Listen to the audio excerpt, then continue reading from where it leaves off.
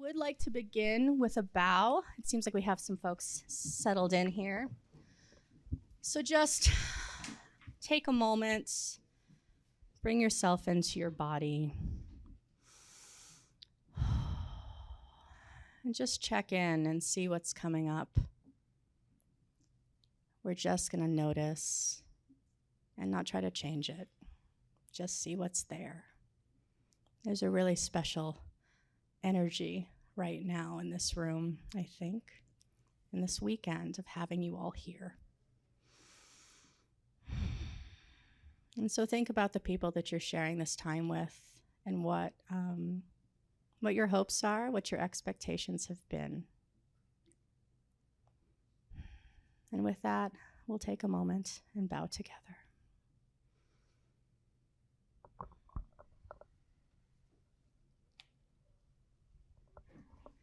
I just want to say I have been at Naropa for 13 years, and the woman who taught me the bow for the first time is here, Donna McIntyre. I know. I'm going to cry a lot this weekend.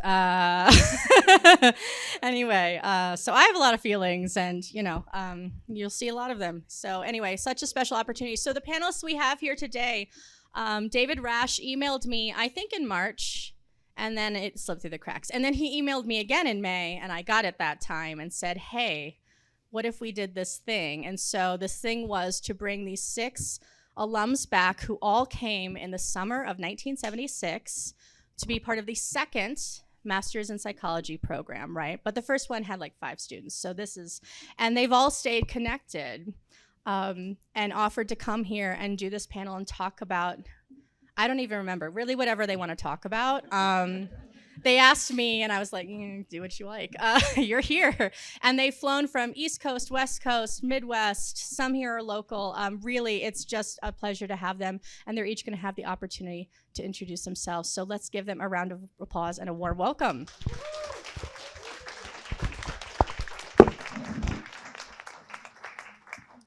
Hello, my name is David Rasch, and I really have to hand it to Kelly Watt, who put all the energy into the publicizing of this event and the structure of it, the free food, which we thought, yes, that'll help. And so let's give a round of applause to Kelly.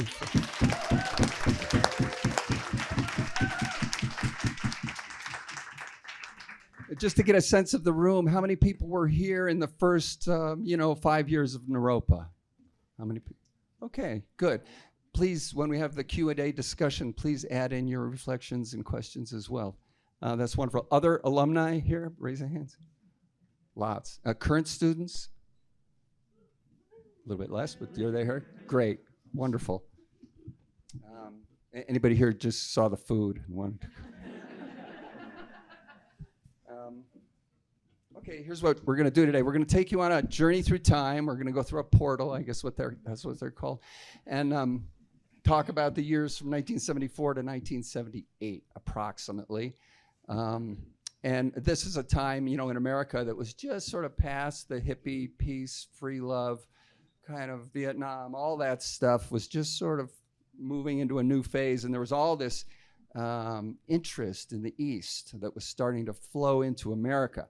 And there were people here who were hungry for a new path, new ideas, a new place to sort of direct their lives. So 2,000 of them or so ended up in 1974 here in Boulder, where things were happening. And so we're going to go back to that time.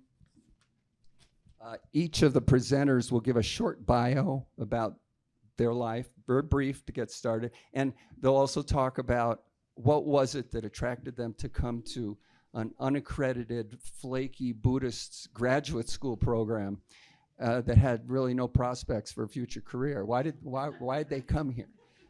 So we're going to talk about that because that's very real. And then get into talking about that first summer, 1974. We have people here who were there at that time, Dan and Regan.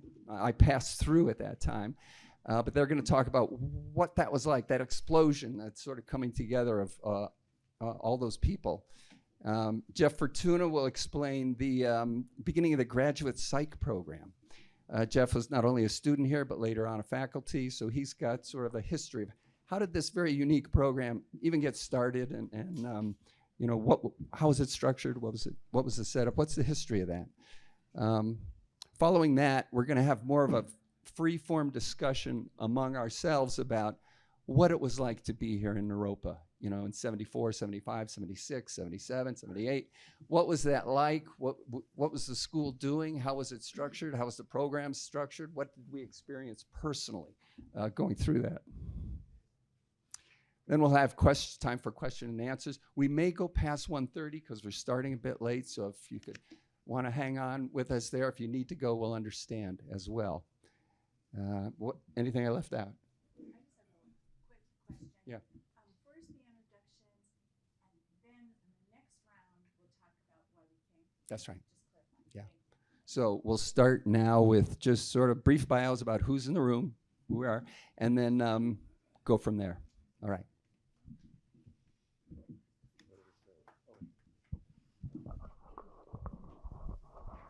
Hi, I'm Randy Kaplan. I live currently in Northampton, Massachusetts. After I finished Naropa, I somehow managed to get a job. It wasn't easy, but I got a job as a counselor and worked for about 5 years, and then felt that I needed more education and training and went back to school for another 8 years and got another master's degree and a doctorate and worked primarily in the mental health field for about 35 years. I was not an academic, but I was mostly in leadership and management. And then in the early 2000s, I also got trained as a MBSR, I'm sure you know what that is, teacher, and did that for a number of years and taught workshops for folks that were therapists or social workers that were interested in finding out what this mindfulness stuff was all about. And I think that's it pretty much for that part. I'm Daniel Montgomery. I graduated in 1978, worked as a therapist for a couple of years and decided that that was not for me, and decided to experience the complete opposite pole of Boulder, which was the CU Business School. And so I was in shock for 2 years getting through that. I hadn't had a letter grade in, I don't know, since high school. And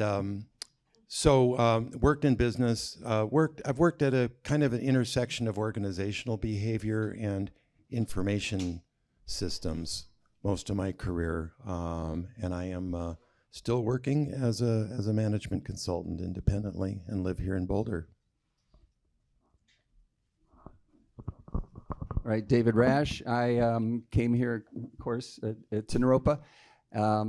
Following that, moved to California, where I got work almost immediately in the mental health field. It was low paying, but I was employed. But I realized that I really had to go back to school to get a license to practice. So I went back, got a doctorate at the California Institute of Integral Studies, which was the only program that would accept Naropa's credits.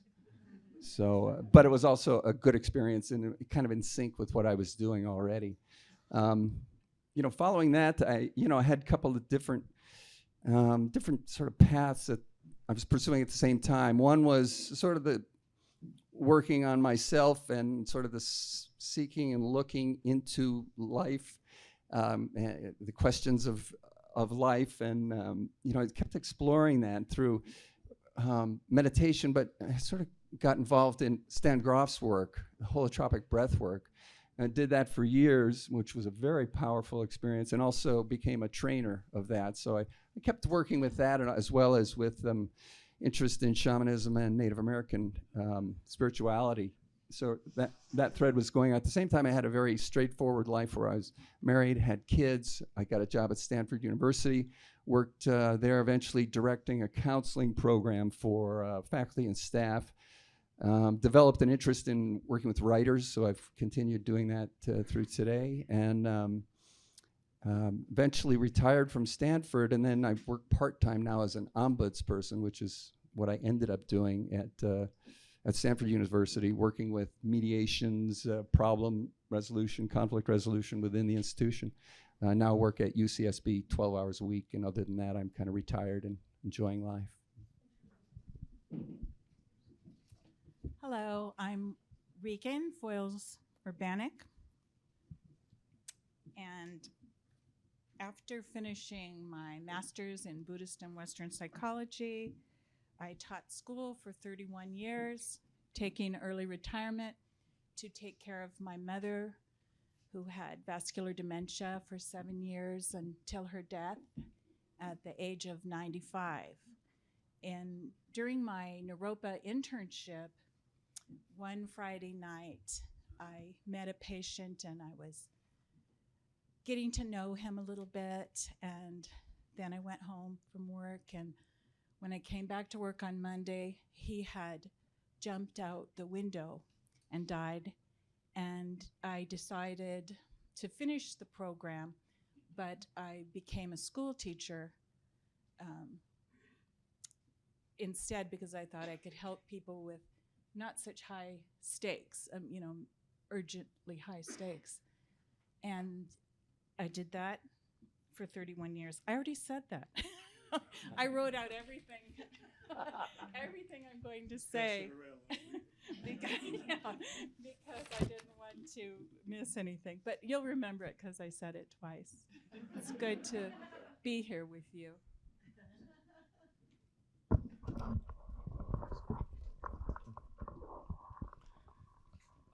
I'm Jeff Fortuna. I live in Louisville with my wife Molly, who's also a graduate from 1980 psych program. Let's see. There was really a seamless transition. So having finished up with the Master in Buddhist and Western Psychology program in '78, I basically didn't leave. I stayed and became a teaching assistant at Podval, who arrived in '77.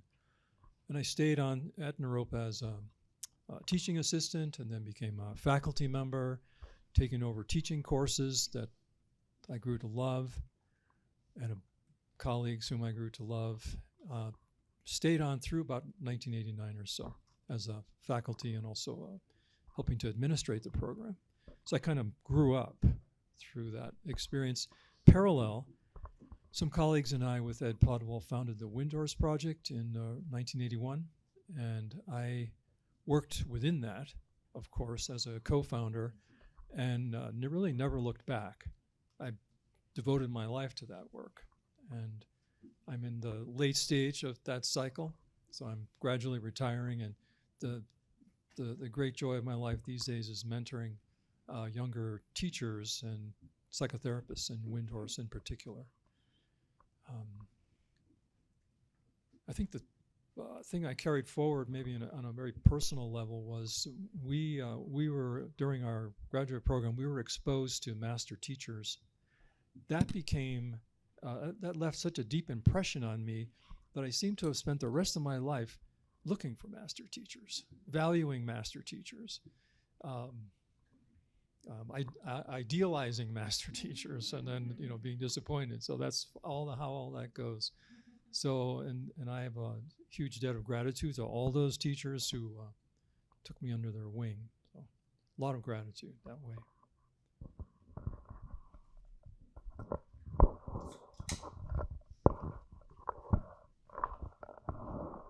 I am Ven Walter with not much voice. I'm officially Reverend Dr. Ven Walter, but you don't have to call me that. I am a ordained minister in the United Church of Christ, and still active as a psychotherapist and spiritual director and teaching contemplative disciplines, very part-time. Took a doctorate in pastoral psychotherapy. The vector of my education had to do with my waiting around until something that interested me happened, and so that's how I ended up with that particular degree, which I think is pretty unique and doesn't pay well. I also want to acknowledge Naropa for the events in the 1980s of the Christian Buddhist meditation conferences, which was huge for me, and I had a great opportunity in 1984 to be one of the fellows, which was a real boost for me to be willing and be able to teach, but also the ecumenism or the interfaith acceptance and mutual appreciation that arose from that is huge, and I want to thank and acknowledge Naropa for doing that. So I was a undergraduate at Berkeley in the early 70s. And again, this was sort of post Haight-Ashbury had kind of descended down, and people were getting interested in Eastern spirituality. And that was kind of one of the best places you could possibly be, because all the rock star gurus were kind of coming through. And I had a chance to see Chogyam Trungpa give a number of talks. And since I was studying Buddhism as well at the time, academically, I was kind of taken with him. He was very westernized and funny, and they were passing out brochures for the first summer of Naropa in '74. And I really wanted to go, but I just didn't have my act together to do that. So I sort of promised myself that I'd go the next year in '75. And I'm really glad I did. When I got here, I sort of felt at home. It was kind of a combination of intellectual discourse, meditating a lot of meditating, and constant sort of pressure to meditate more. But a party atmosphere, and there was arts, and all the poets you've heard about were here, and it was just an ecstatic kind of situation. And I knew then that was kind of where I needed to be. And the next year when I graduated college, that was like the only option that I considered. I was kind of lost otherwise. And so came back, and there I was. So I had been a student at Evergreen State College in Olympia, Washington, and was just about to graduate. So Evergreen was the kind of place where you basically studied whatever you wanted to study. If you could find a faculty member who was interested in a conversation about that topic, who knew something about it. And so basically you would graduate at the point when you had enough credits if you wanted to, right?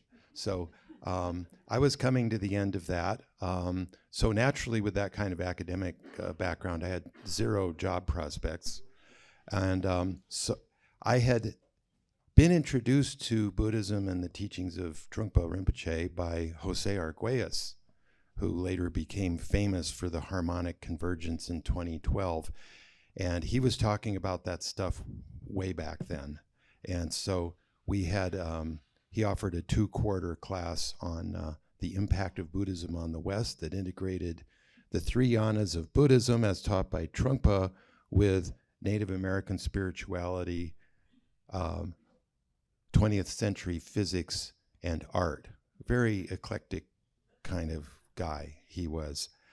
So anyway, probably along about late April, I saw a poster for this. This is 1974, and I'll talk a little more about 1974 later. But I saw the poster, and it was just like, okay, I'm going to go do that. You know, I have a little bit of money left over that my parents gave me to go to college, and things were a lot cheaper then, as we know. And I came down here. A little more on that later. So I graduated in 1973 from Colgate University with a degree in philosophy, which was very helpful, giving me a job painting houses right after graduation. I really had no idea about the future for myself. That was interesting. I tried, but I could not come up with any idea about what I wanted to do, and anything that people suggested just didn't seem interesting at all to me. But I was really kind of on this spiritual thing kind of started to happen. I was just curious about life. What is this? What are we doing here? And I had a friend who came in '74. And he was here, and I was like driving around the country in a van. That's what you were supposed to do back then. Graduate from school, you didn't have to get a job. You could get a van and drive around and have experiences. We all read On the Road, you know, that kind of. So I was in that mode, and I came through town, and my friend was here doing the Naropa thing. So I stayed with him a couple of days and got an eyeful of what was going on here, and it was like, oh, I'm coming back. So I went on my way, and then the next year came back, for, but another 5 weeks. It was like I didn't even have to think about it. It was sort of like, oh, this is it, just like that. And so, kind of similar to what Randy and Dan were saying, no job prospects, no money, but you see it, and it's like, that's it. Even though it didn't make logical sense to go. It just felt like the right thing to do. So that's how I ended up here. In 75, I came back for 5 weeks. I met Randy then, and then heard about the graduate program in psychology. And I had no intention of being a therapist, but I just thought, that sounds interesting. So I signed up and came back in 76. I have to look at my notes. In 1974, I was studying philosophy at San Francisco State. I really loved studying philosophy. It was fun. But I was very unhappy in my personal life. And I saw Trungpa Rinpoche speaking at the San Francisco Zen Center. And I got an interview with him. And he said to come to Boulder this summer, which was 1974, and I was very ambivalent about him, but I was desperate. And so a friend loaned me $400, and I stayed for the summer till the money ran out, and then went back to school. And then my younger brother died from suicide, and I decided to join the psychology program to learn how to prevent suicide and to save him after the fact and prevent future suicides. And so I came to study here. Similar to others. I graduated from undergraduate in Rhode Island, of all places, in 1971. Found my way out to, I was living in Berkeley during the early 70s, and I got involved with a Primal Therapy Institute of Berkeley. And I spent a year doing primal therapy. There's probably 5 people here that know what that is. There's a theory and a practice of emptying the pool of suffering caused by our family of origin. That is the essential truth of that particular approach. So I was mired in that swamp for about a year, and I had a psychotherapist whom I came to really appreciate. He was a Zen student of Suzuki Roshi and a primal therapist. And he, after about a year of this, I was already getting the impression that what a wonderful occupation it would be to be those therapists that I was dealing with. They were being paid well, it seemed like, to know what they were thinking and feeling and be honest. I thought, wow, a job that would pay you to know what your experience is and be honest with other people. I thought, that's the kind of work for me. So I decided I wanted to become a psychotherapist. I don't know, early 20s. And so Frank said, you don't need this anymore. Why don't you sit up, because you lay down for primal therapy. Why don't you sit up? And he taught me meditation. He also had a little study group, and we read Chogyam Trungpa's Cutting Through Spiritual Materialism. I saw Trungpa at a 1974 presentation, same one maybe that people were attending. Trungpa gave a presentation that was very compelling. So I'm at the Primal Institute one day, late in this, around then, and somebody said, oh, there's this new school opening called Naropa in Boulder, and I had been to Boulder previously some years ago. And I had a sudden a vision of, for some reason I remember standing near the front door looking out at the light. Anyway, I had this vision of a grand campus in some mountain peaks, and the sun was behind and illuminating this grand scene. And I was so moved by this, and I was called. I don't know how else to put it. I said, I am going there. And yeah, the rest happened.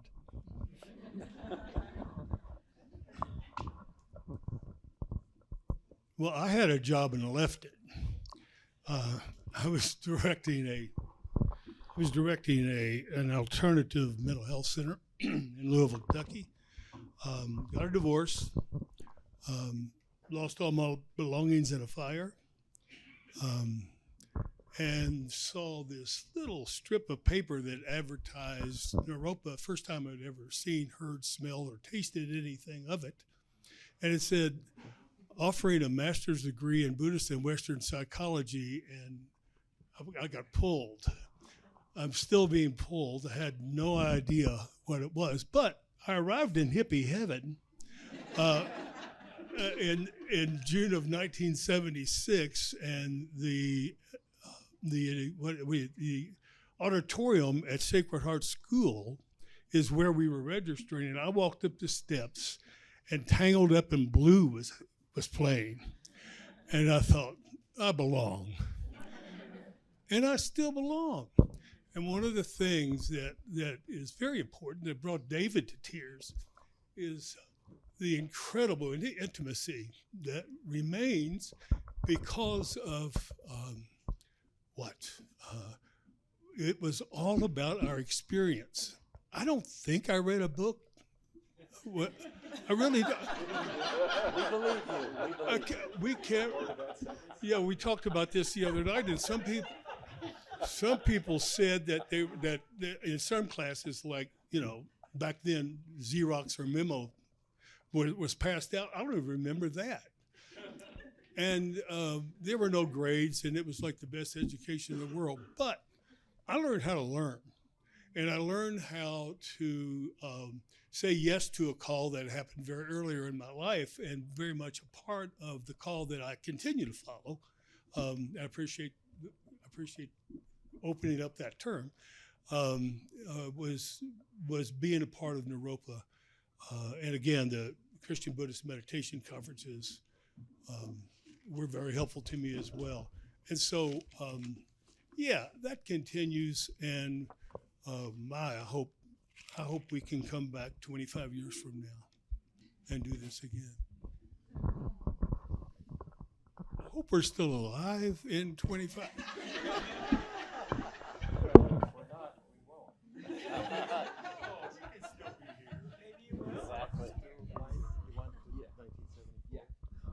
Okay. No. 1974. So, yes, among other things that happened, that was the year Nixon resigned. I was in a basement of a fraternity house up on the hill with a number of other young people. Probably we were all mostly in our 20s, wearing a variety of costumes. People in long robes, people wearing, white Indian clothes, people with yogic top knots. My look was a Hawaiian shirt and a straw hat, usually. Everyone acting very chilled out and wise until Nixon came on, and people just lost it. And, you'd see some very dignified looking fellow with a long white robe and a long beard just going like, F you, dick! He was a truly despicable man. But the summer of '74, I said how I heard about it. It was like the Woodstock of higher consciousness. What amazed me about it was that I had heard of Trungpa and understood he was far more interesting than any of the other Tibetans that I was even aware of, and there weren't very many of them in this country at that point, because there was an interest in, what does this have to do with mysticism, science, art, politics, all of these kinds of things? And I wish I still had the catalog that I sent away for, because it had this amazing set of courses from people who, like someone said, we're all masters. So I attended a workshop with Gregory Bateson. I was in a workshop with Stan Groff and Joan Halifax. They were a couple at the time talking about using LSD with terminal cancer patients, which was still possible to work with almost up to that time, or had happened anyway. Chogyam Trungpa taught a course on, I forget, it might have been Tuesdays and Thursdays over in what had been the Alfalfa store, now closed, over at Arapahoe and Broadway, just a big empty room with an atrocious carpet in it, which you had to sit and look at when you were meditating. And yeah, for 3 hours, waiting for him to show up, by the way. So the alternate nights, Monday and Wednesdays, were Ram Dass. And I just want to try to convey the difference between the two of them. I'm not sure they ever even talked after that summer. Because, so the Ram Dass nights, you'd come in, there'd be a kirtan going on, and you know, you'd kind of just link arms and, you know, chant to Shiva or Kali or whatever was up right then. And then he would come in with a huge smile on his face and sit down and just tell the most fascinating stories. He was an amazing raconteur. So that's the Ram Dass nights. Then the Trungpa nights, you would wait a while for him to show up. The people who were in the know would hang out outside, smoking and typically drinking, and waiting for him to show up to try to get a word with him. So he'd come rolling up at a certain point, and it would take him a while to get from the parking lot. And as you may know, I mean, he walked with a very pronounced limp, so he'd be helped in and helped up. He was known for being pretty formal later on, but in those days, his typical outfit was a cowboy shirt, some baggy pants with suspenders. He had his hair pretty long in the back, and those, some of you may be too young to remember these, but high-top Converse tennis shoes, black, came up to about here. So it was a huge contrast. And it's very interesting. I mean, you can find a lot of those talks now. And I have to say, more often than not, I was completely baffled. I wouldn't remember where I was staying when I walked out the door. And every time I drive down Broadway past that building, I remember that feeling of bewilderment, which turns out to be, yeah, some kind of a transmission. So, yeah, those are probably the main points I want to convey about 1974, that I think it's a vision that inspired me then and still inspires me now, of a level of awareness that recognizes that mysticism and art and science and all these things meet at a point. That's the essence that, to me, animated this place in its beginning. Like, that was the gestation. That was the conception of that. And I've lost track of what's happened for many years since then. I just sincerely hope you have all experienced that, and those of you who are students continue to experience that here. So. I'd just add something. That was a really thorough talk. For me, one of the important things about that summer was living in Marpa House with a large group of people, and you know, my chore was like to clean the bathrooms and once every 2 weeks help make dinner. But I really liked being with a large group and having dinner together with people, and that was an important part of it. And it was the first time that I had to sit extensively, like 8 hours a day. So those were new things for me, and also drinking tequila sunrise at the Boulderado Hotel, and just the festival atmosphere that Dan conjured up with the poets, and there was a music scene and other things. And having what I call a target-rich environment of potential boyfriends and things like that was fun for me. Well, to be honest, Dr. Phil talks about target-rich environments. I stole that from him. So.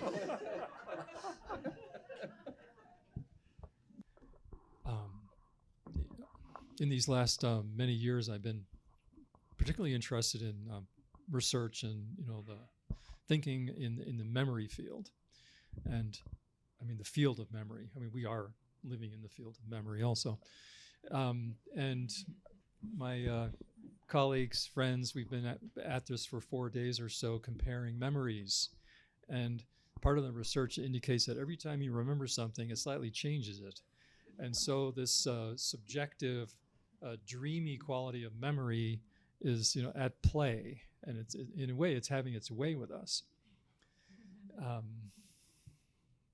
So we're not replaying videos from that time.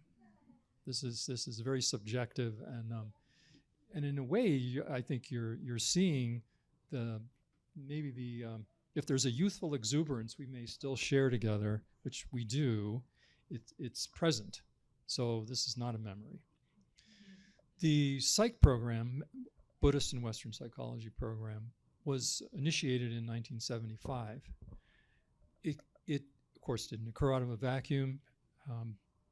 The 60s were a time of tremendous consciousness. In a way, a consciousness tsunami swept across at least the West. Maybe the East had theirs all along the way.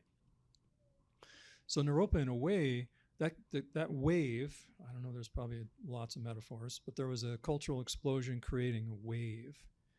And there were, and I was in college, we were in college during the 60s, those of us, but we were breathing that air. So Trungpa was around in the late 60s here in America and Canada and then America, and he was noticing that a lot of the psychology types were interested in his teaching and who he was. He also developed a relationship with Suzuki Roshi, who was living in California, and they began, Suzuki Roshi and Chogyam Trungpa, in maybe 69, maybe? The past is playing.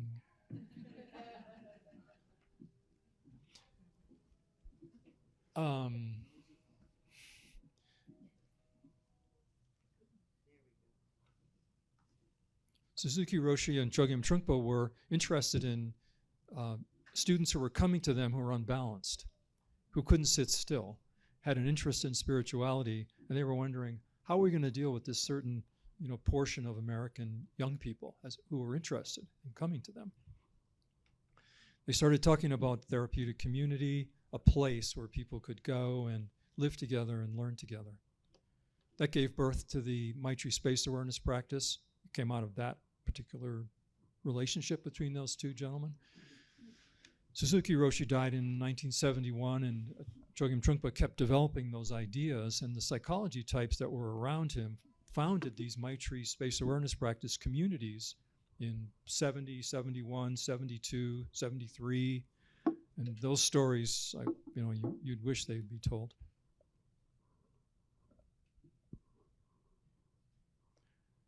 Those psychology types decided to participate in the Naropa festival, the Naropa celebration of learning and life.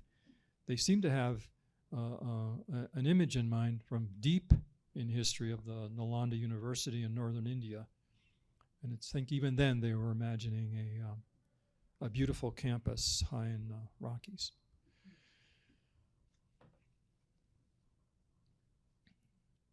So I arrived in Boulder in 1975. I moved here wanting to study at Naropa, interviewed for the first class that summer, decided I needed to wait a year, so luckily I did wait a year. And Marvin Casper was the first director of I think he was the second actually. George Marshall was the 1975. Marvin Casper took over. He was big in the Maitri Space Awareness practice world with Chogyam Trungpa, kind of a rising star in that, whatever that was.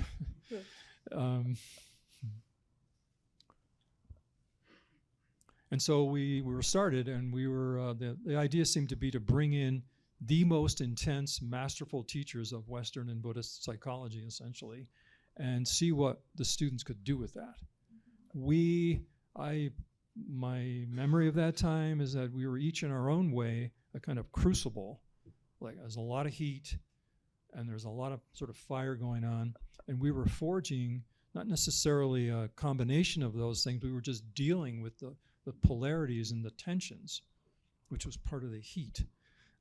I think our class, I don't know about the first class, again I hear it's 5 people, I don't know some of those people. We were also a crucible, and I think this principle of a crucible, we were sharing things with each other that we couldn't do anywhere else, wouldn't even think of doing anywhere else. And it was that open and that much risk-taking with honesty that still continues, by the way, which is awesome.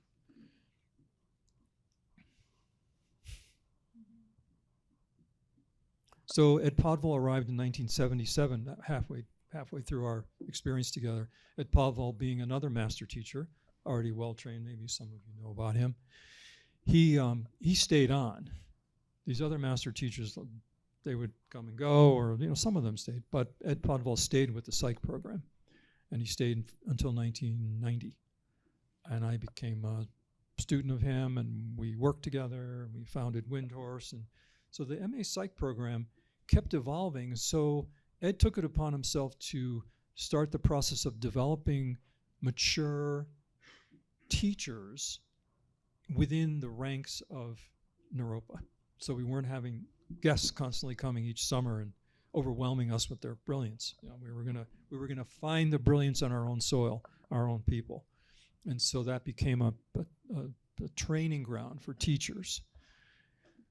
We coined this term contemplative psychotherapy in the early 80s. That became the name of the psych program around that time, I don't know, maybe 82, which was, anyway, that's another story. There's more, we're in the story. This is the beginning of the story. The story unfolded over the next 40 years. It's a beautiful story, and we're still in it. But I think this idea of the crucible. We hear about sparks. Okay, there's sparks, but the crucible, where experiences happening. That's where we threw ourselves into that in a way. We let ourselves go into that, and we really became it, or becoming it, maybe.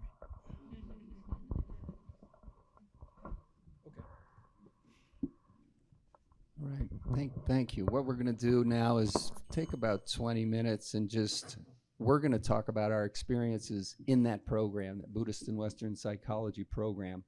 And we're going to let it go in whatever direction it seems to need to go into to share something about what that was, what that meant to us, what happened during those times. And our program was in the summer, right? We'd come from the summer for 10 weeks.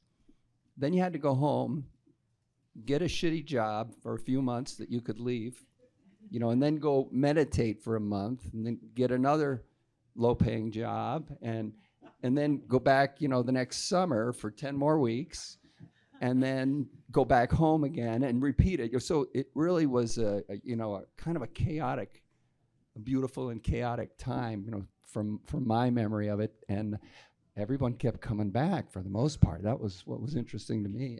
It really, something was going on. They were really pulling us back in. And I'm just going to say a couple things about what that was for me, and then, I'd love others to jump in or interrupt me.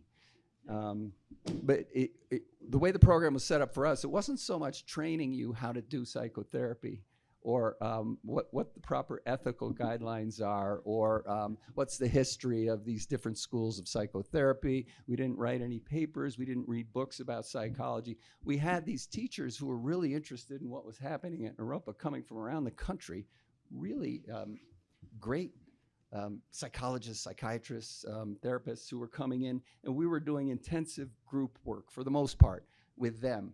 So they were psychoanalytic groups, there was Gestalt groups, there was family systems groups, all sorts of different things, but you were really working on yourself. It was like we were the patients and we were the subjects. We were getting this sort of therapy training at the same time that we were doing all this sitting meditation and studying Buddhism, and then trying to take these Buddhist concepts, integrate them with Western psychology in whatever way that was going to happen.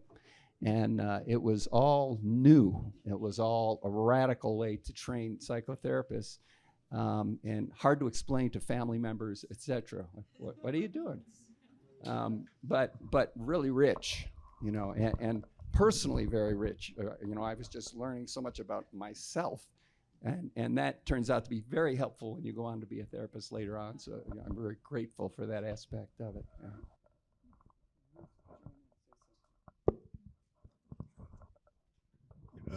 Let me say that I appreciate the notion of the wave, and for me, again, being pulled toward something I didn't know what it was, still don't, but it was where the wave was breaking, and I think we were people who we're still surfing in a lot of ways, but that's where the wave was breaking, and so there were superstars here of all stripes and ilk.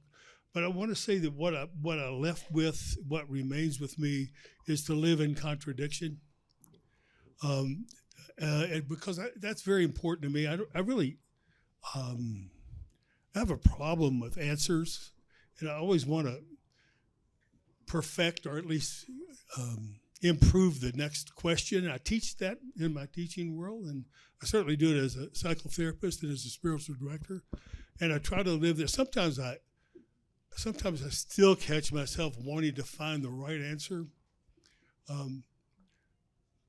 but I never do.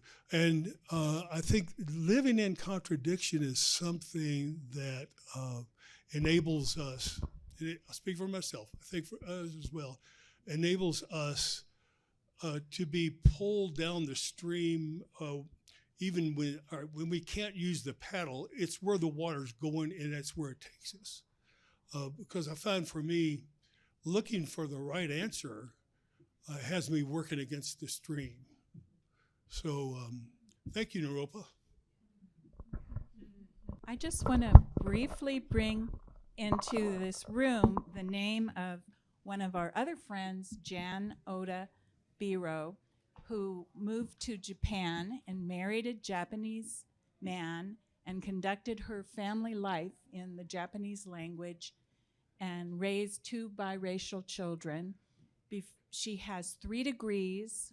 One's from Georgetown. She's brilliant, and she said that the most academically challenging and personally enriching studies that she ever did was at Naropa, and that it helped her to enter another culture, live there, raise her multicultural, multiracial family. So that's a big thing, and I wanted to share that. And this lady in the black sweater, would you stand up just for a moment? And if you would sort of face the group, because she looks a little bit like Jan, but Jan, thank you. You're so sweet. You're so sweet. And Jan is in this photo over there, and she was short. She was tiny, but she looked like you, radiant person. And I also want to say that we did a lot of fundraising at Naropa in the early days because we were part of keeping it going. You know, one more session, one more week. And what? Oh, yeah. We made a movie that we thought was funny. And some of us thought it was funny. And we made this movie, and the movie sales, ticket sales, we donated to Naropa, and we went to auctions and bought things that our friends were donating to Naropa, and it was a pretty busy cycle of, you know, raising money and so on. We also got to do fun things like go swimming, go skinny dipping, make our own sweat lodges, dance wildly, go into the mountains and hike, all kinds of things like that. And when I got breast cancer, I was able to email these people about the time, the date and time of day it was going to be happening. And Jan sent me from Japan charms from a Buddhist temple and also a Shinto temple.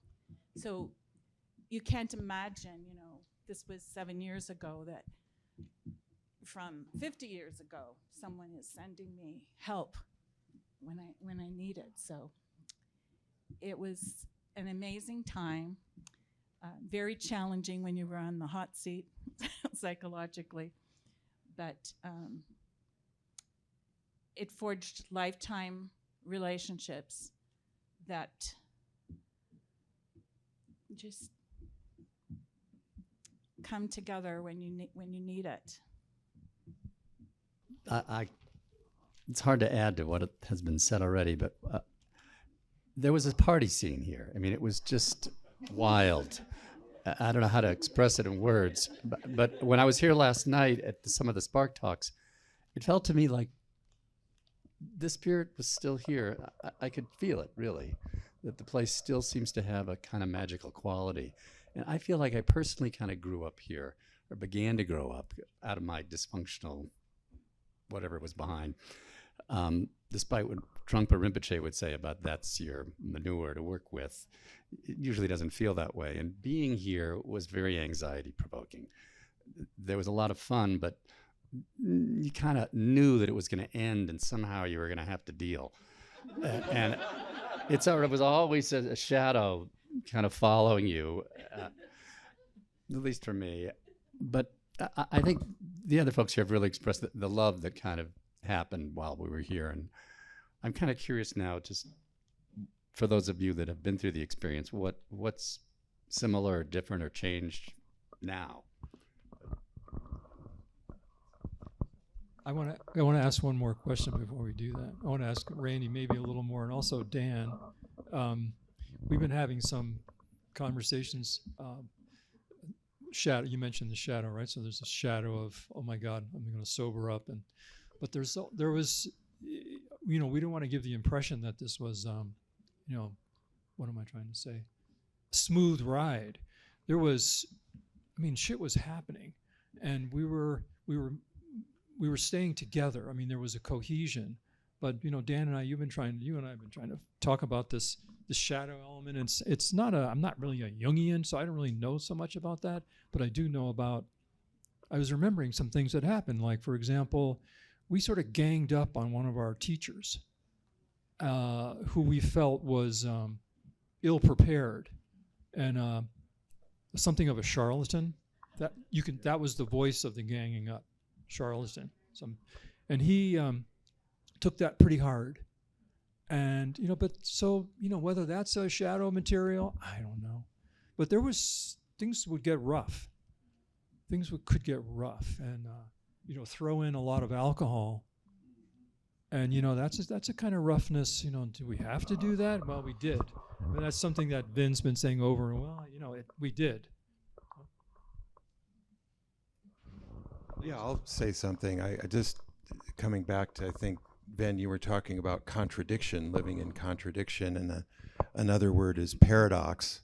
That I've come to feel that being able to live in paradox is actually something to evolve into, and it's hard for me, it's hard for other people, because I want to come down on one side or another. This is good or this is bad. And the reality we experienced in terms of current social mores was completely unacceptable. I mean, I say this very seriously. From a Me Too perspective, absolutely ridiculous. And it was Me Too whether you were heterosexual or homosexual. You had the regent who was bisexual but mostly homosexual. Rinpoche, the opposite. So everybody had an opportunity to be procured by one of them. That's a term we were throwing around the other day. And it could feel that way because these guys were given such a sense of absolute authority. And I'll just say very personally, I think that's my biggest regret coming out of this, that I accepted that model of spiritual development. It contradicted everything I'd been raised with. And but something in me really wanted that kind of charismatic authority figure. And, you know, I do believe in the law of karma, and you've seen the results of that. So I'll just leave it at that.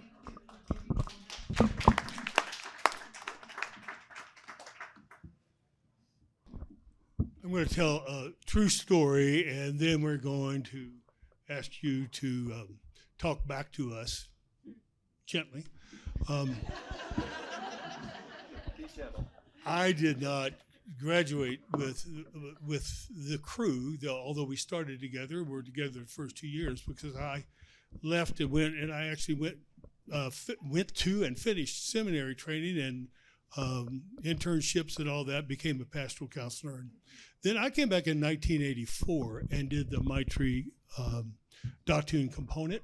And so therefore I graduated with a group of mishmash weirdos in the summer of 1984.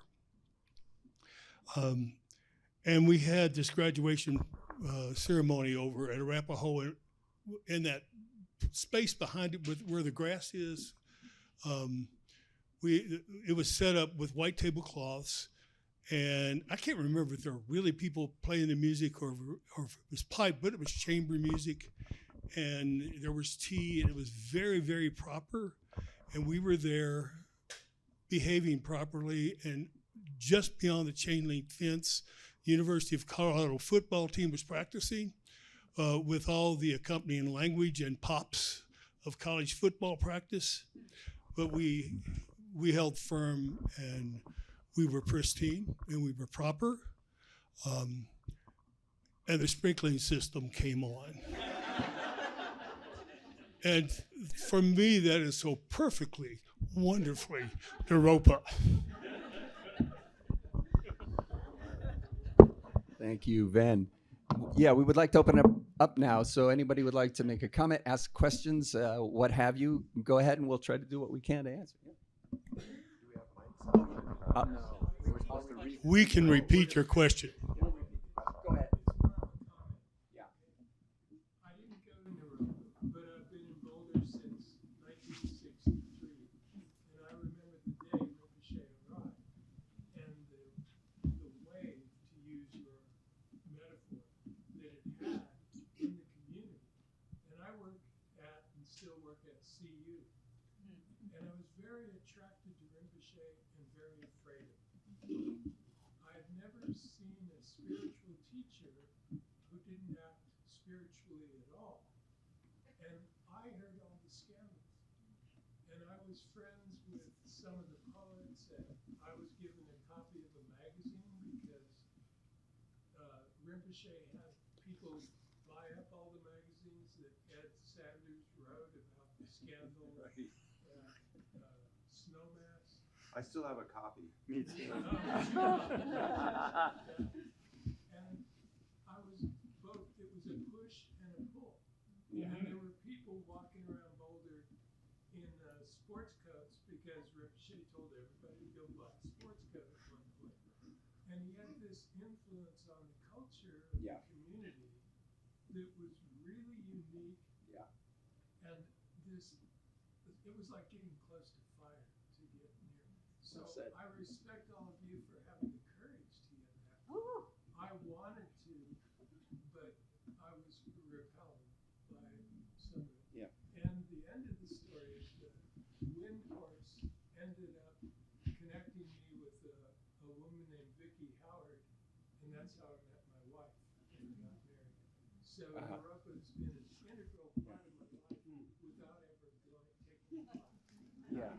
Thank you for sharing all that. I was supposed to repeat the question, but I just want to say a couple of things from my perspective, and maybe some of my friends can say some other things too. Here at Naropa, yes, it seemed like Trungpo was a magnet and an energetic force that you could hardly explain what it was, but people were drawn here.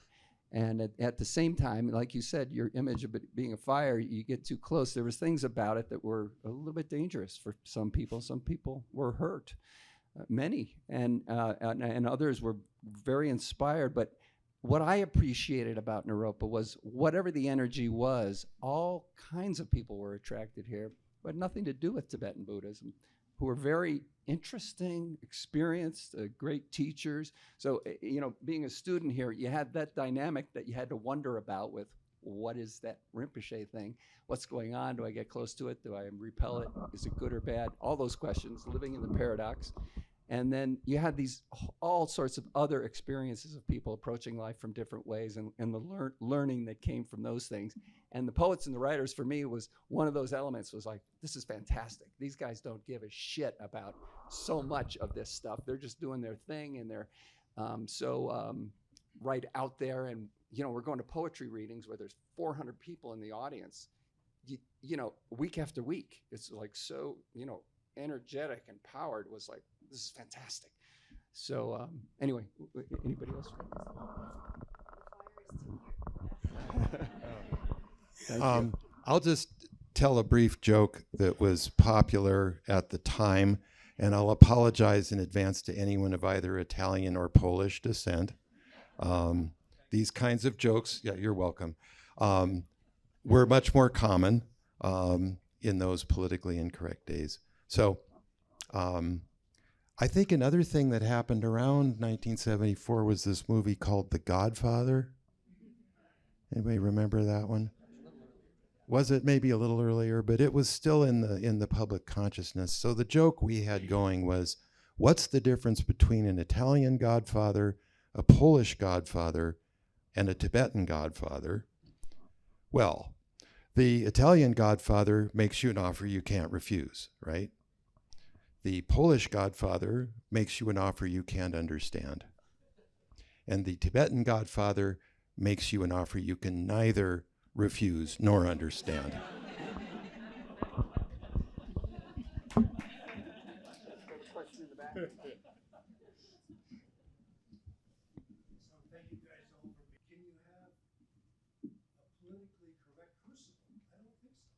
Okay, the question is, can you have a politically correct crucible? Who wants to take that one?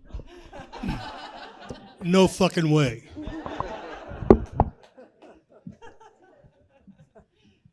I have to disagree depending on what you mean by that, because I have been very happy to tour around Naropa and see the posters about boundaries and see the posters about consent.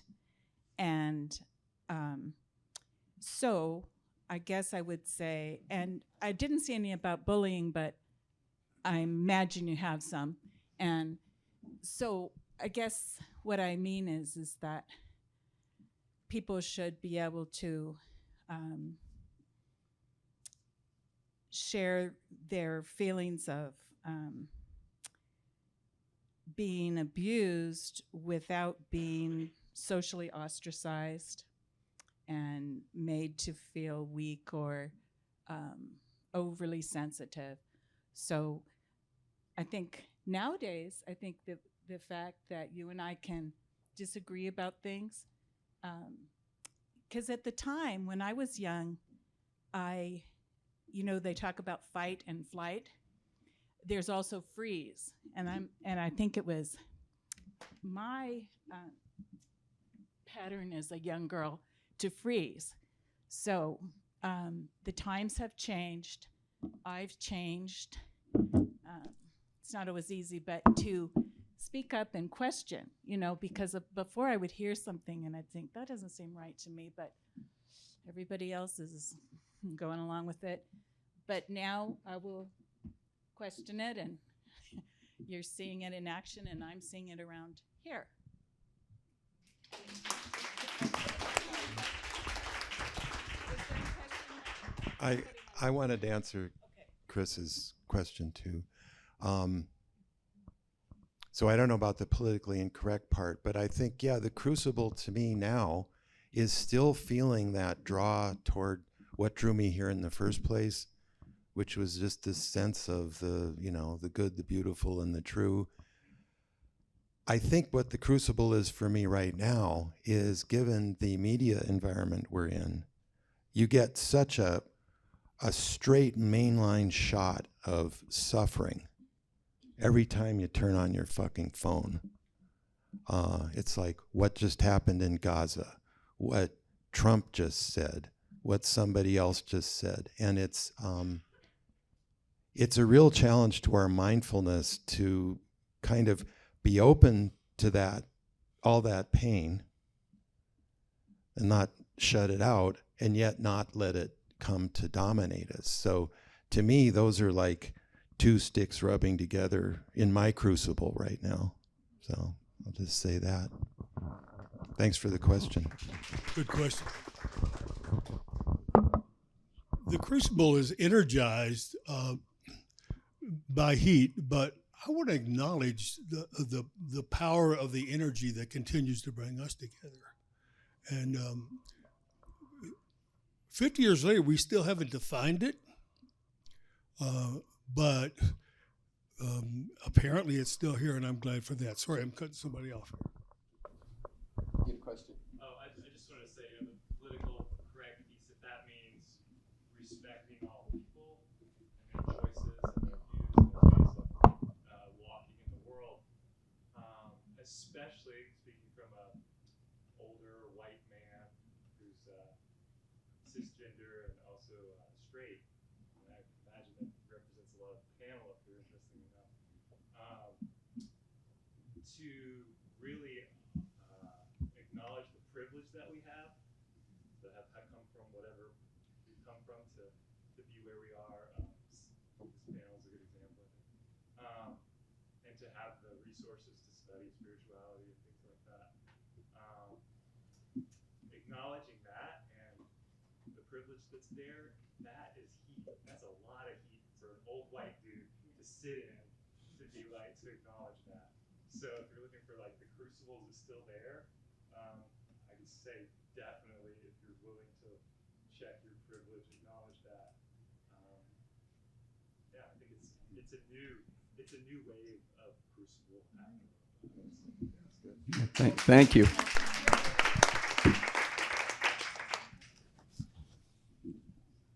More comments, questions, something?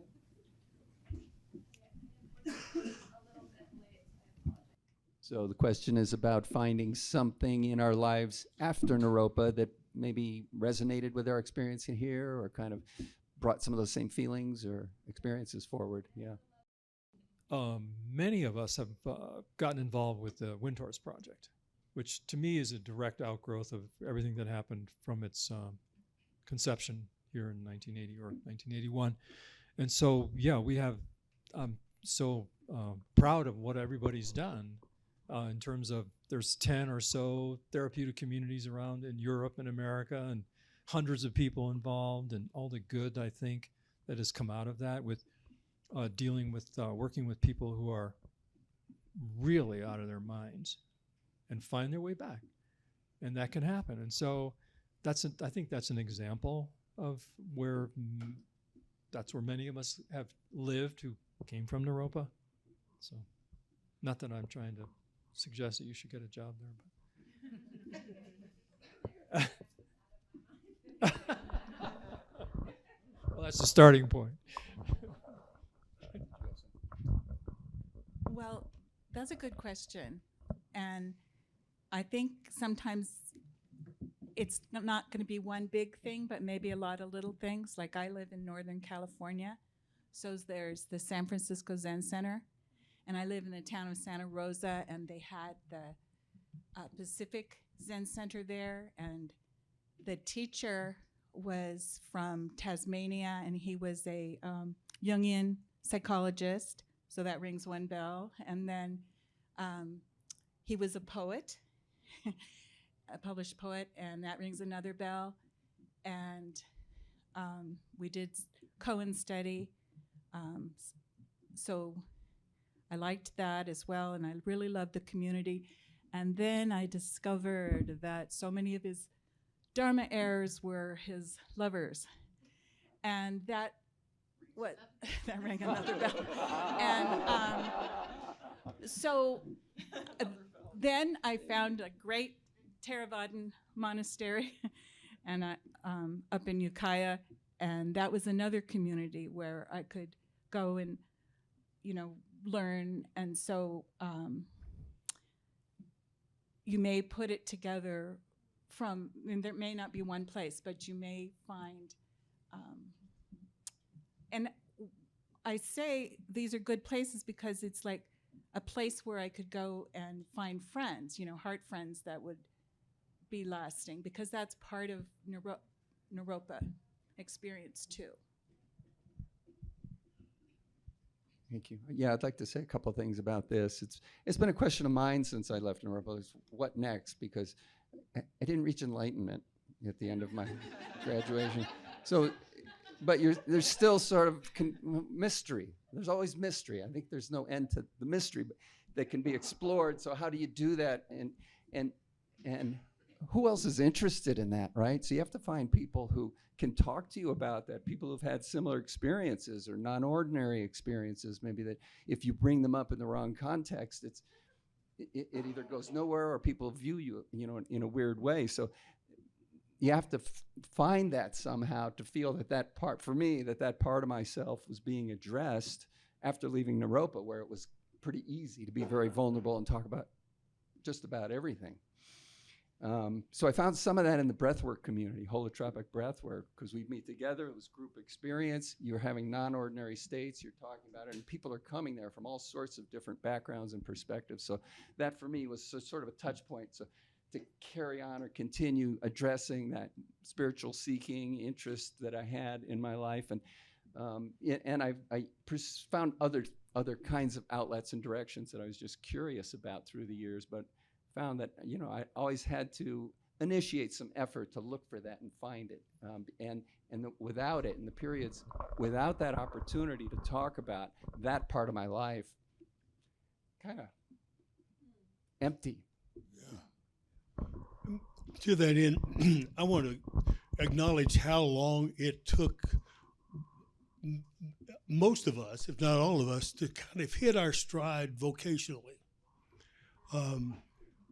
So there was a series of different opportunities to learn and practice and become something different. By the way, there are several published authors up here, which we won't discuss. But we're selling merchandise right on the other side of that door. But I got my doctorate at 55. And for me, it was waiting for the opportunity for that pull to be tugged. Not that I always knew what I was getting into. Kind of at the end of the time we have allotted here, we're going to be around. We'd be happy to stay and just talk to people who have questions or comments or whatever. But I want to say this has been a great experience. Thank you all.